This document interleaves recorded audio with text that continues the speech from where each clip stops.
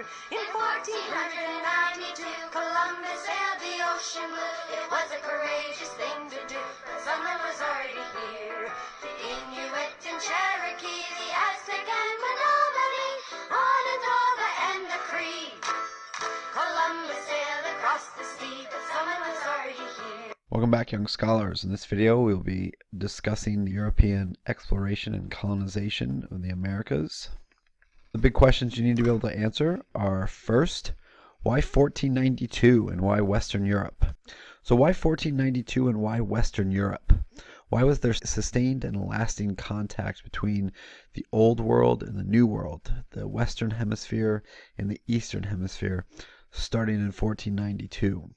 And why was it that Western Europe reached the Americas first in a sustained way? Why not, for instance, the Vikings in the 11th century?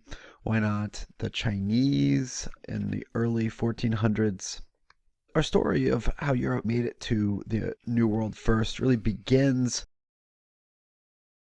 in the 11th century with the Crusades, right? Those attempts to recapture by Christians the Holy Land.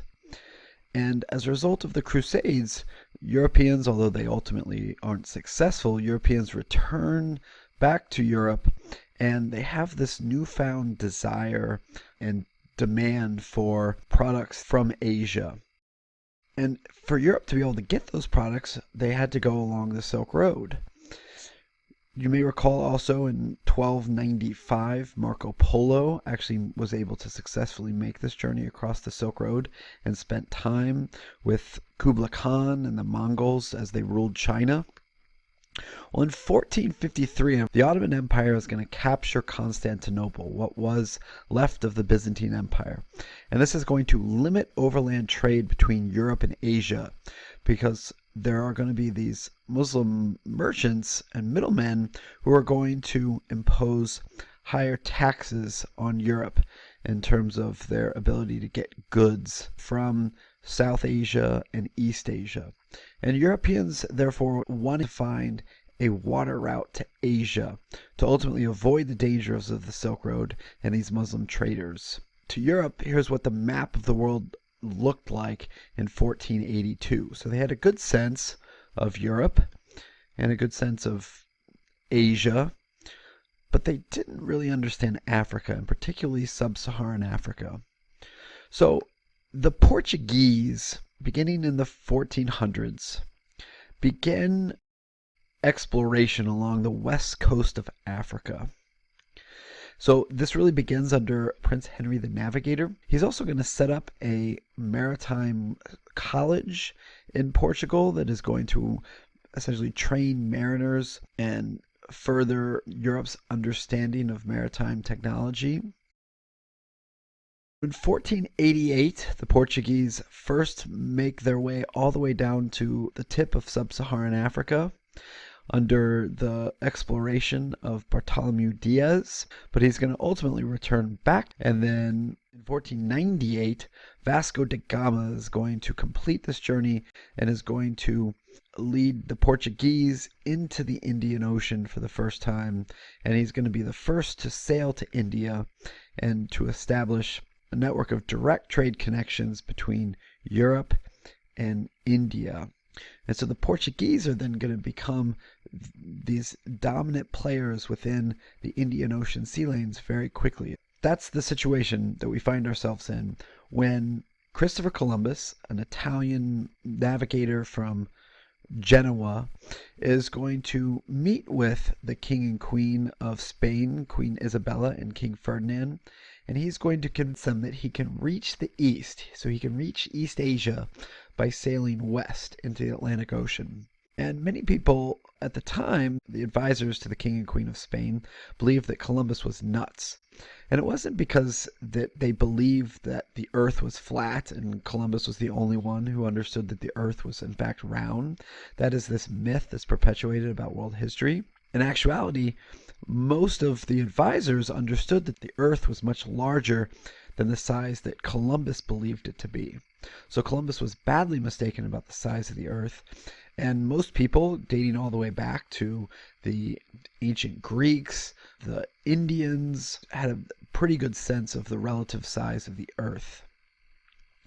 But despite this, King Ferdinand and Queen Isabella are going to sponsor Columbus's journey, mainly because they wanted to compete with their rival, the Portuguese. And so they agree to pay for Columbus's voyages. So Columbus sets sail from Portugal. And eventually, his goal was to reach China, East Asia. About 3,700 miles into his journey, though, he runs into San Salvador, an island in the Caribbean. And he was only about 7,500 miles away. And it's just simply science. Columbus badly miscalculated the size of the earth. But Columbus would then return, and he would make 4 journeys in total. See the routes of those voyages. And you can see that is spending the predominant amount of his time down here in the Caribbean. He spends a little time in Central America and South America. Those are the Spanish sponsorship of Columbus's voyages, starting in 1492, is going to increase European interest in transoceanic travel and trade. And so this is going to be this critical turning point date in world history, because it's going to lead to lasting and sustained contact between the Eastern Hemisphere and the Western Hemisphere. So the Spanish are going to continue their exploration under a navigator named Ferdinand Magellan. And their goal is really to figure out a route East Asia. And so they're going to send Magellan on a voyage. And Magellan is going to navigate around South America, and that's why this region down here is known as the Straits of Magellan. He and his crew of about 200 sailors are going to sail out into the Pacific Ocean. Eventually, they are going to make their way to the Philippines, and they badly miscalculated also the size of the Pacific Ocean, and so they had very few supplies by the time they reached the Philippines, and many of the sailors of Magellan's ship had died by that point. While he's in the Philippines, Ferdinand Magellan himself is going to die as a result of a fight between himself and local Filipinos.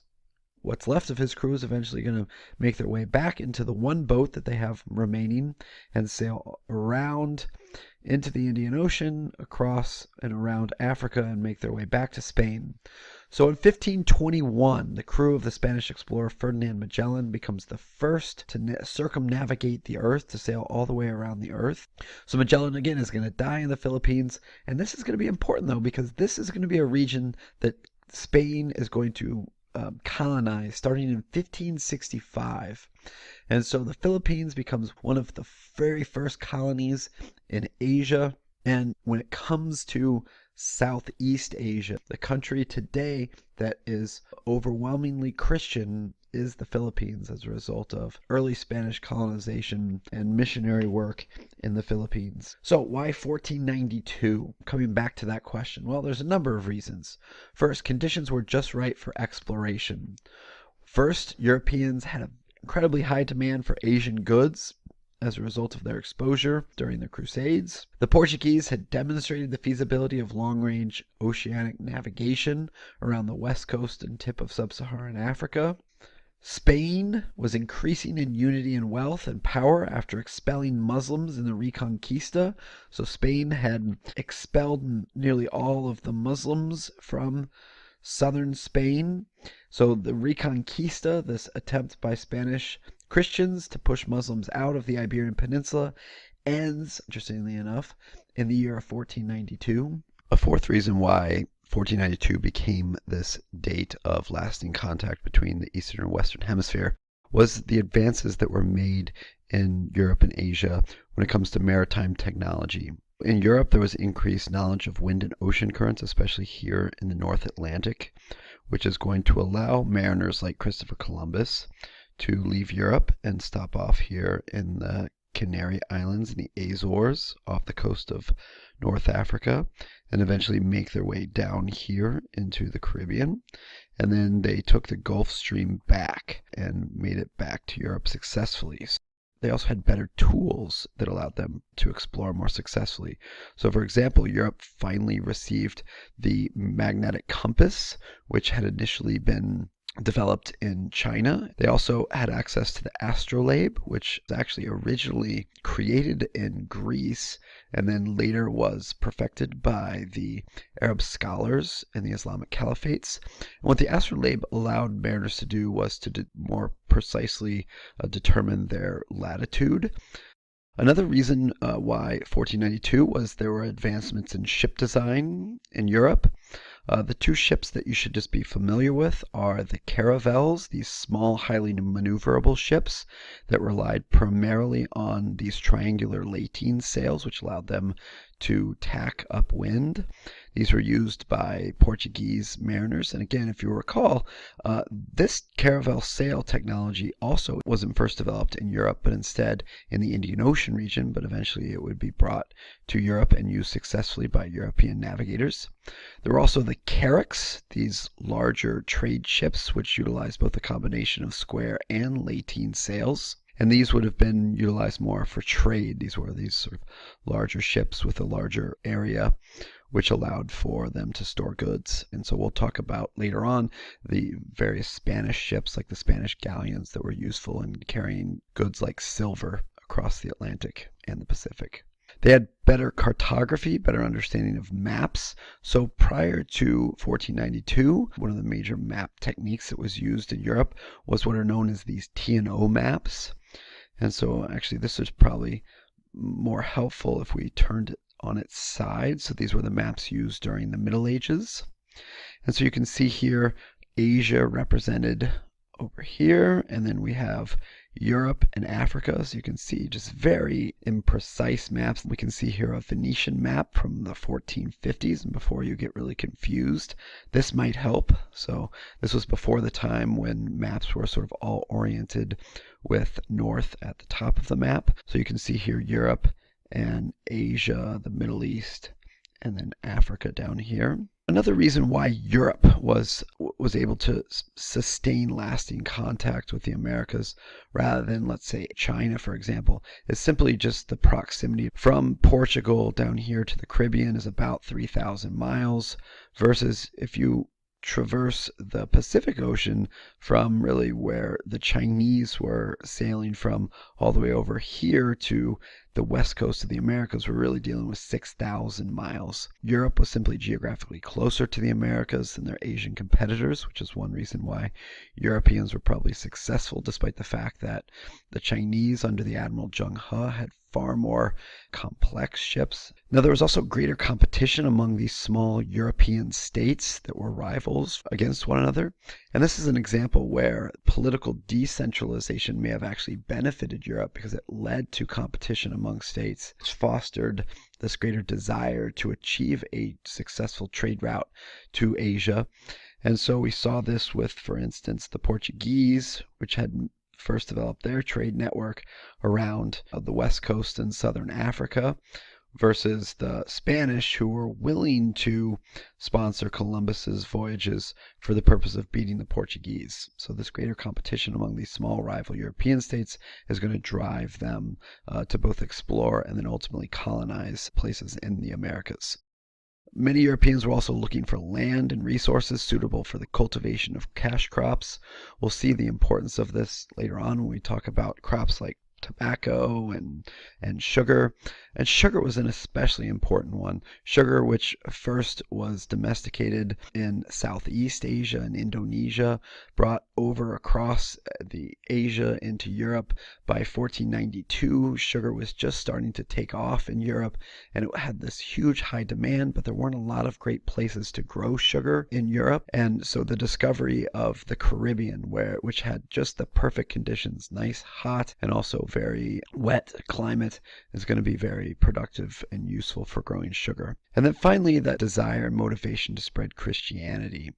There were missionaries who were involved in some of the earliest exploration and colonization of the Americas, and so that desire to spread Christianity, we talked about again, Christianity is a missionary religion, and so one of the things that missionaries did when they came over to the Americas was to convert Native American populations. So as a result of watching this video, you should be able to answer this big question: why 1492 and why Western Europe? Thanks for watching. Western Europe reached the Americas first in a sustained way. Why not, for instance, the Vikings in the 11th century? Why not the Chinese in the early 1400s? Our story of how Europe made it to the New World first really begins in the 11th century with the Crusades, right? Those attempts, exploration and colonization of the Americas. The big questions you need to be able to answer are, first, why 1492 and why Western Europe? So why 1492 and why Western Europe? Why was there sustained and lasting contact between the Old World and the New World, the Western Hemisphere and the Eastern Hemisphere, starting in 1492? And why was it that In 1492, Columbus sailed the ocean blue. It was a courageous thing to do, but summer was already here. The Inuit and Cherokee, the Aztec and Menominee, Onondaga and the Cree. Columbus sailed across the sea, but summer was already here. Welcome back, young scholars. In this video, we will be discussing the European attempts to recapture by Christians the Holy Land. And as a result of the Crusades, Europeans, although they ultimately aren't successful, Europeans return back to Europe, and they have this newfound desire and demand for products from Asia. And for Europe to be able to get those products, they had to go along the Silk Road. You may recall also in 1295, Marco Polo actually was able to successfully make this journey across the Silk Road and spent time with Kublai Khan and the Mongols as they ruled China. Well, in 1453, the Ottoman Empire is going to capture Constantinople, what was left of the Byzantine Empire. And this is going to limit overland trade